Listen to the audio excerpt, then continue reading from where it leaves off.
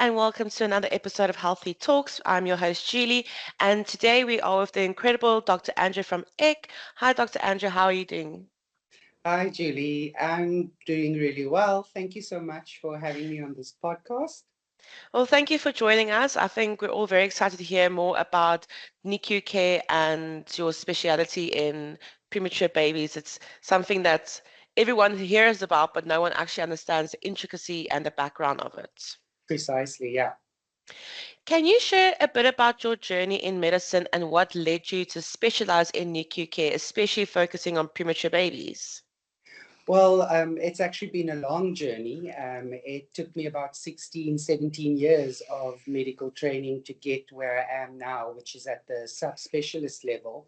The training in South Africa for healthcare professionals is really rigorous, really intense. We do a lot of exams. We have 2 years of internship, 1 year of community service. Then I worked as a medical officer in pediatrics for about 3 years. And then I joined the registrar program for training in pediatrics. And then following that, I did 2 years of training in Belgium for neonatology and then had to come back and do another 2 years in South Africa. So, I felt during my training that I always had a sort of feeling for kids, for Mm, working with children. And that then became even more, concentrated when I did neonatology during my pediatric training. And I felt that I actually had a penchant for working with the really sick newborns mm. and the really preterm babies in the ICU setting. And I think that's where my passion is, sort of clinical intensive care work. And, that's how I ended up here. That's amazing. And completing your fellowship in Belgium, how did that experience shape your approach to neonatal intensive care?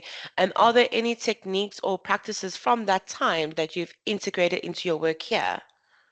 Well, it was very obvious to me working in Belgium in sort of their public hospitals how well resourced and how available it is to all the people, all the citizens, and how everyone was sort of able to access the same standard of healthcare compared to the kind of healthcare setup we have in South Africa, where you have private healthcare and public healthcare, and there are vast differences between them. So for me in Belgium, it was really nice to see how everyone is sort of able to access the same standard of healthcare.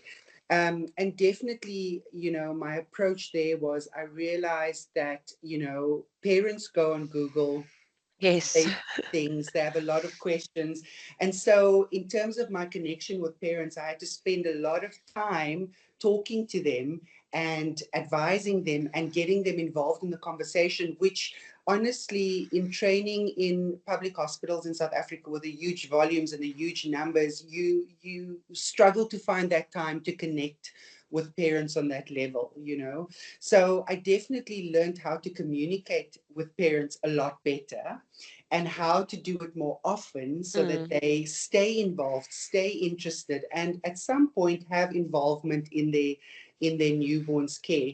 Obviously, the kind of equipment and availability of resources was also great. And I work in private, so our private healthcare is very much similar to the standard of healthcare mm, that you have in Europe.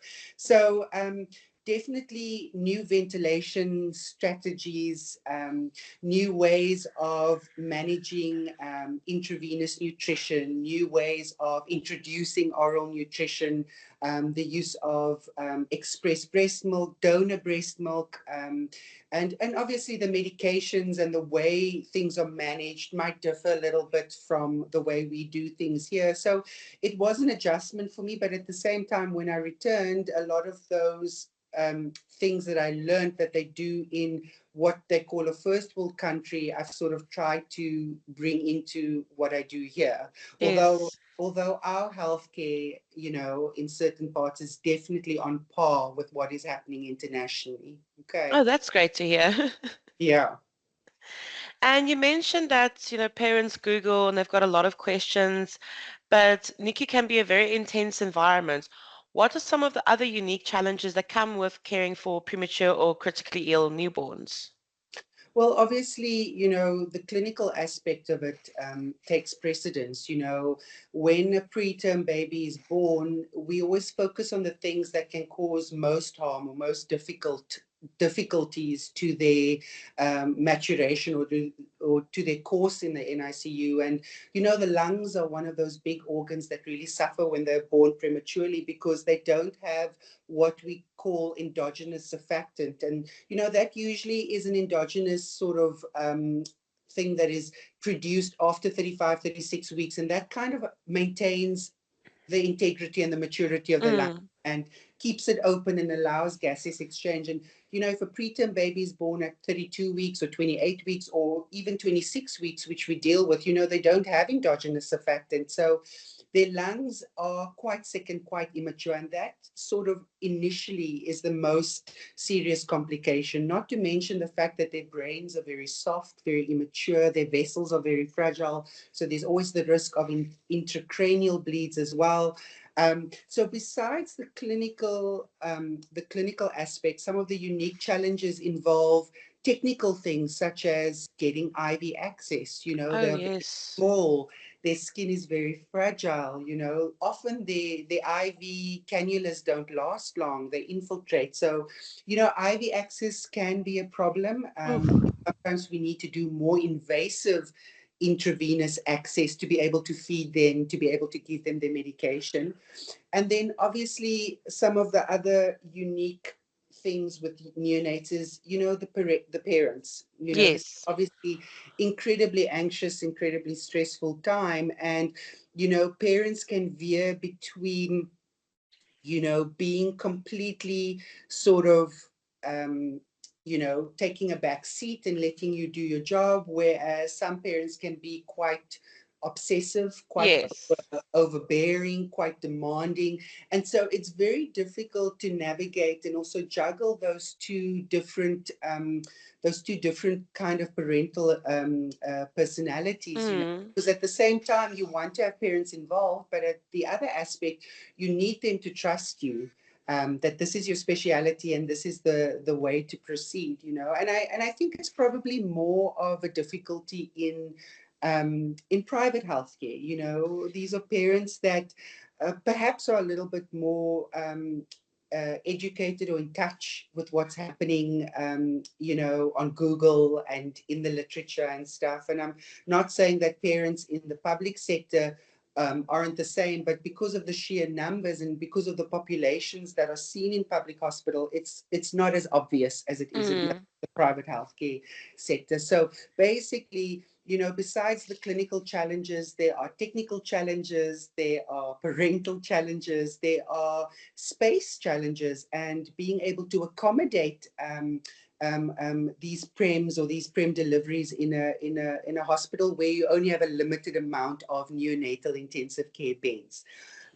For example, Yes. in the NICU that I work at currently, we've got 12 intensive care beds, but there are times where we cannot accept a baby because we simply do not have space. Oh, And gosh. then the usual sort of difficulties or challenges that most hospitals or all hospitals are affected by are staffing challenges, Yes. particularly nursing staffing challenges, particularly having the right kind of nurse, the appropriately trained nurse in the intensive care setting. I mean, they are invaluable in the care of a newborn, and you need to have the right kind of staff. So there are those challenges as well.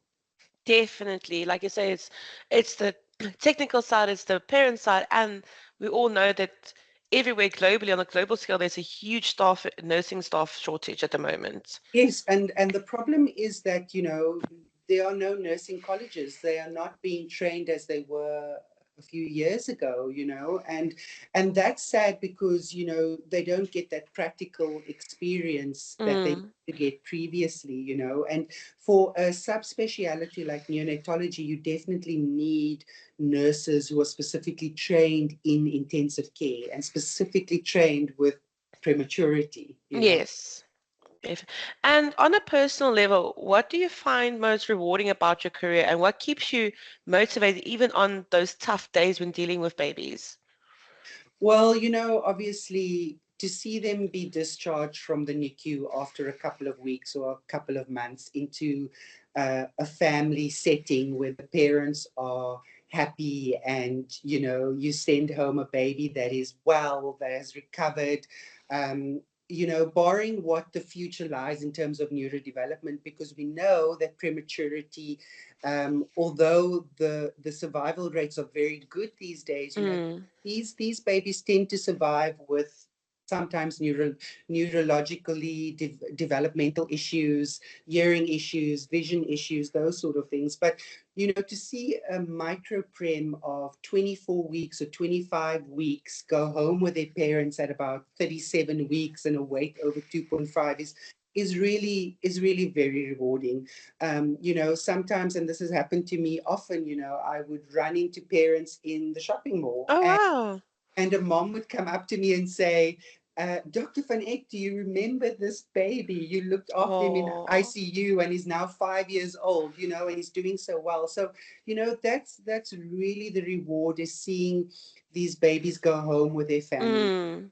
It's obviously very difficult for these parents to have to come in and out and see babies in the NICU, but to see them go home and to see them thrive and grow is really a great experience. And obviously, the other thing is, I keep on telling myself every morning, I mean, you studied for 17 years to get Yeah. here. You better get out of bed and go to work and make the best of it. So And you yeah, so studied those hard. are exactly. Enjoying this episode? Ever thought of starting your own podcast? Podup.com is your go to. They've got everything you need to run a pro show, including 35 or more AI powered tools for success. Sign up today for a free starter account and get 15% off with the code HealthyTalks15. The code is HealthyTalks15. Plus, check out podallies.com for a done for you podcasting experience, complete with website, social media, and editing. Start now and let's launch your podcast together. And I work in a good environment currently. I get along with all the nursing staff, with the unit manager, and actually, the parents and we really communicate well together. So Mm. those are other reasons for me wanting to wake up in the morning and come to work. Plus, I get coffee made for me every morning, so that's Oh, nice. also a plus. Yeah. And neonatal care has evolved tremendously over recent decades. What advances in NICU technology or treatment are you most excited about, and how are they impacting the survival and recovery rates? Well, I have to mention that the use of synthetic surfactants, bovine surfactant, poractant from pigs, that we can actually give preterm babies as a medication just after they are born. We instill it into their lungs. That has already made such a dramatic difference in their lung maturity and their need for invasive ventilation. And in actual fact, in helping overcome or prevent the development of chronic lung disease. So the introduction of Curasurf or surfactant as a synthetic surfactant has really allowed us to prolong the lives of these extremely preterm babies, because we know they are born without surfactant. Sometimes they need one dose to have a good effect. Sometimes they need up to 3 doses. But I think the introduction of surfactant is really one of those milestone events Mm. in the neonatal history that's actually allowed them to survive. The other major introductions are things such as steroids. Steroids are very well known for reducing inflammation. And, there comes a point with neonates where they have been ventilated for a very long time, and you really need to get them off the ventilator or Yes. respiratory support. And that can happen 3 to 4 weeks after they've been born. And sometimes Sure. by choosing the right kind of preterm, if you give them a course of 5 to 10 days of steroids, you can actually dampen down that inflammation in the lungs and actually try and get them off the ventilator, off respiratory support, sooner. So those are sort of advances that have allowed them to survive longer. Not Mm. to mention that nutritional care in neonates is also developed by leaps and bounds. With preterms, we primarily want to give them natural milk, that is breast milk or even donor expressed breast milk. We stay away from formula in the preterms because it can be quite damaging to the intestinal health. Yes. And so the introduction of TPN, or total parenteral nutrition, which is kind of an intravenous feed formulation, has allowed us to provide them with the necessary calories and proteins and fats to grow while we are waiting for the mother's breast milk supply to improve. And Okay. until we can get them to a point where they are able to tolerate full feeds orally, like breast milk. We use the total parenteral nutrition, which we have to administer through a central vein. We use that as a bridge to get to them to a point where they're on full natural milk feed, so breast milk or donor milk. So those are major advances, that have allowed these neonates to survive. I mean, the survival rates for an extremely preterm infant, like 25 weeks, is already up to 80 to 90%. Oh, The wow. problem is how these babies survive. There is still a high percentage of those babies that end up with some neurodevelopmental issues in the future, whether it's Mm. considered mild, such as maybe needing more remedial education, or whether it's severe, something like cerebral palsy. So definitely these babies are surviving, but they are still surviving with some difficulties, and we Yes. not forget about that. No, definitely. My niece was 12 weeks premature. She's 13 years old now, very annoying, very bubbly, but she also has some difficulty learning, so she has to have that little extra bit of attention. But I Yes. never knew all the intricacies of what goes on behind the scenes. Precisely, and how they survive also has to do with what their course is like in the neonatal intensive care.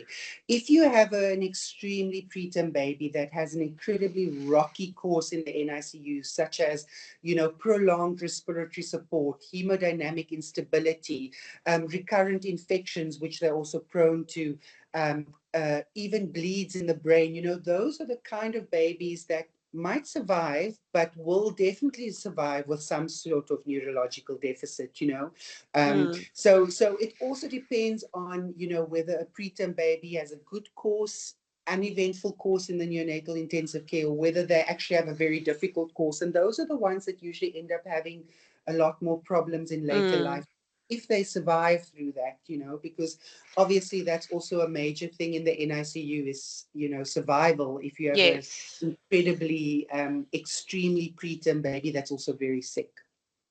Shame. And for my last question for you, it's a bit of a two questions. What advice would you give to new doctors or medical students considering this field, and what are your hopes for the future of neonatal care? So, my advice, well, to anyone that wants to enter the medical field in general, on some level, you have to have a passion for it. Mm. I never thought I had a passion for it. I knew I was good academically, and I knew that I wanted to do something that had meaning. I didn't know if it was medicine, but to be quite honest, I just applied for the medical degree because I had good results, and I never thought I'd see myself as a doctor. But once I started, the science of it was incredibly interesting. Yes. I told myself that if I did well every year, then it was a sign that this was what I was meant to do. And, by the end of final year, when I had done really well, I thought, well, this is what I have to do. But to answer your question, I think, anyone can pursue a medical degree. Mm. Yes, there has to be a certain level of book smarts, but also you have to be willing to work hard.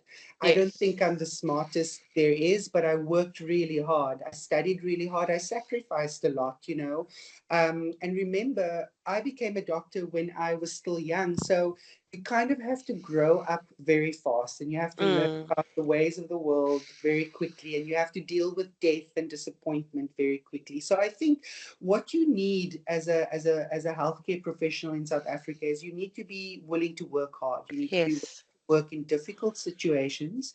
You need to be willing to work with different personalities, not all of them kind. You have to have a thick skin, and above Yes. all, you need to be able to communicate with people. And I'm not saying you need to be loved by everyone, you need to be nice to everyone, but you do need to be fair, you do need Mm. to be a good listener, you do need to be non-judgmental. It doesn't mean that you have to let people walk over you, but you do need to have some rapport with people. Definitely. And then in terms of pediatrics and neonatology, look, to become a doctor is already 6 years. To become a specialist is already an extra 4 years of training. And then to become a subspecialist, whether it's a neonatologist or a pediatric gastroenterologist or a pediatric cardiologist, it's an extra 2 years. So you have to be willing to put that time in. Mm.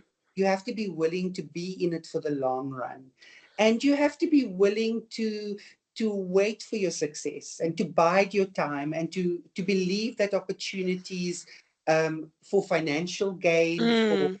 career prospects, it will come, but it comes with experience, it comes with time, so Patience, yes. with patience. And definitely, if it comes to something like pediatrics or neonatology, again, it's not for everyone. Not everyone has the patience to work with the baby that cannot Mm. talk or cannot respond. Shame.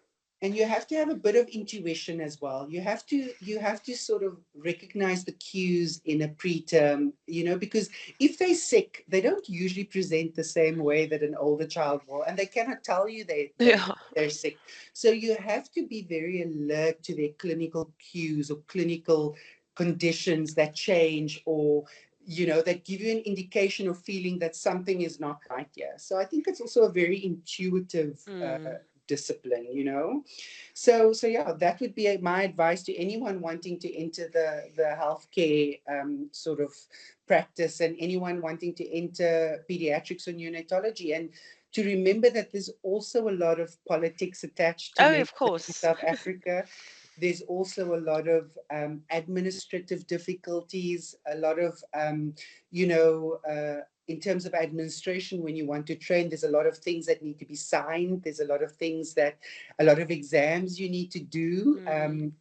that your colleagues need to be able to assess you on a clinical level to be able to see that you are safe, that you'll be a safe doctor. So yeah, so it's not an easy road, but it is rewarding. And Yes, like you said, it's remember, rewarding. remember, medicine is a vast, sort of discipline. You can do anything in medicine, wherever you feel you are drawn to. I mean, you can make a difference in whatever field. Pediatrics and neonatology is just one small part of it. Mm. That's amazing and such good advice. And like Yeah. you say, you have all these challenges and it takes time and a lot of hard work. But as you mentioned, you're walking into the mall and seeing a parent running up to you saying, you helped this baby 5 years ago and look at them now. That must be so And most rewarding. and most of the time I don't even remember them, because they're 5 years old already, and I maybe worked with them when they were 25 weeks and like 500 grams,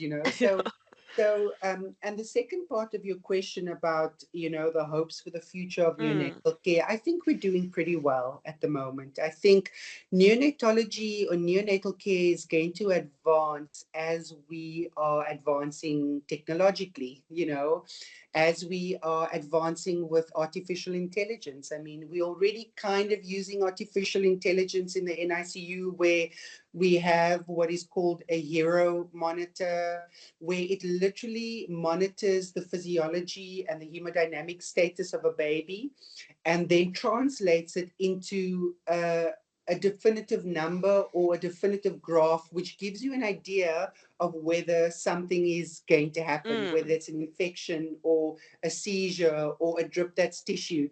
So it's very interesting, as AI develops, I'm sure there's going to be a lot more artificial intelligence, um, involved in medical care, And so for now, my hope for neonatal care, especially in South Africa, it would be nice for these babies to be nursed individually in their own rooms. At the moment, we have these large NICUs where you have babies sort of next to each other, cribs sort of next to each other. And, internationally where I worked, there were, in the ICUs, a lot of these ICUs had individual cubicles for the babies. And, that's great from an infection control point of view.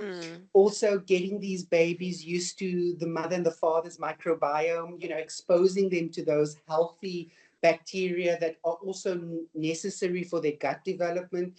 And then also in terms of providing adequate neurodevelopmental care for these preterm babies. So nursing them in a single, quiet, dark cubicle where you kind of simulate, the womb in a Yes. sense, is very important for the neurodevelopmental development. And not to mention, this is a multidisciplinary team effort here. You have the doctors, you have the nurses, you have the occupational therapists, helping with positioning of these babies and how to hold them.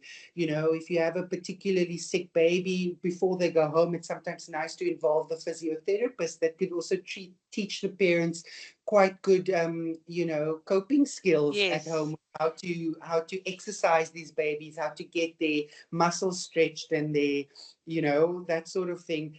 And not to mention, the babies in the ICU, they get their hearing screened before they go home. So we know that these babies can hear. They get their eye screened so that we know that their retina are vascularized and developing well. And we involve all the other disciplines as well. So most of them get an echocardiogram from the cardiologist to make sure that everything is where it's supposed to be and working well. And then we do brain ultrasounds as well in the first 3 days to make sure that there are no massive bleeds in the brain. So it's a really a comprehensive and Yes. multidisciplinary team. So I think in terms of the future, you hope that with technological advances, things that such as monitoring and ventilation and stuff also advance, with the changing times. But at the moment, I think we are not doing too badly. That's very good to hear. It's always great to hear that we're on par on a global scale, and then we have doctors like you who are also passionate and hardworking and really strive to better neonatal care so all our babies can be fine. Yes, and I mean, I have to say, South Africa's medical training is really, I think, world class. I mean, after working in Belgium, I see actually how rigorous our training is and how intense our training is. We get a lot of exams, Mm, get put through a lot of part one exams, part two exams. We get assessed by our professors, by our colleagues. So you really are, when you qualify as a doctor, you know that you have been put through the ringer and you kind of feel confident that you are a safe doctor. And I mean, that's why South African doctors are so well received abroad, because mm. we're technically and clinically we're trained so intensely and rigorously that people want us to work there. So yeah, I'm quite satisfied with the way I've been trained. And I mean, I've worked abroad and I've come back again, and I probably would want to work abroad again. But for now, we are not doing too badly. Yes, that's great to hear. Well, Dr. Andrew, thank you so much for your insights. Like I said, I have a niece who was premature and I never knew what goes on in the background in neonatal care. So the insights that you have given is really interesting, and I hope that our audience also like just sees and opens their eyes to what actually goes into all of it. Thank you so much. Yes, it's been a great pleasure to sort of just touch on those few points about preterm babies, sick newborns, and the Mm, neonatal intensive care. And I hope people have a better understanding of how really grueling it can be on yes. an emotional and a physical level. Because remember, we also have to be on call 24 Oh hours, gosh, that's so you right. have to be available. And we know that the neonatal course is not always a straight one. There Mm. are days when they do well, and there are days when they're a bit off. So, it's a very high intensity specialization. So. Yeah. Definitely. Well, thank you so much. And to all our listeners out there, I hope you enjoyed this episode and that you've learned something with me as well. And remember to like and subscribe, and we'll see you on the next episode of Healthy Talks.